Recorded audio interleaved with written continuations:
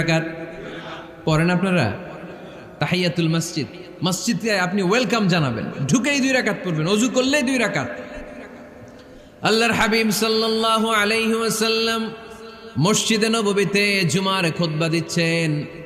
খুতবা চলাকালীন সময়ে এক সাহাবী এসে মসজিদের মধ্যে বসে পড়লেন। আল্লাহর হাবিব সাল্লাল্লাহু আলাইহি ওয়াসাল্লাম সাহাবীরে বললেন, দাঁড়াও। সাহাবী দাঁড়ালেন। আল্লাহর নবী জিজ্ঞেস করলেন, কেন বসে বললা 2 রাকাত পড়ছো নাকি? সাহাবী বলে, পড়ি নাই। বিশ্বনবী বললেন, তাহলে তাড়াতাড়ি 2 রাকাত নামাজ পড়ে বসে যাও।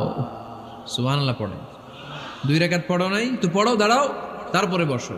দেখেন, খুতবা চলাকালীন সময়ে আমাদের খতিবরা কখনো খুতবা থামায়? কথা বুঝেন নাই? জুমার খুতবা আপনারা শুনেন না? খুতবা চলতেছে, ওই মুহূর্তে ইমাম সাহেবরা কখনো খুতবা থামায়? মাঝখানে কোনো ঝামেলা হলে থামায় না। প্রথম খুতবা শেষ, বসে, তারপরে দ্বিতীয় খুতবা। খুতবার মাঝখানে কোনো থামাথামি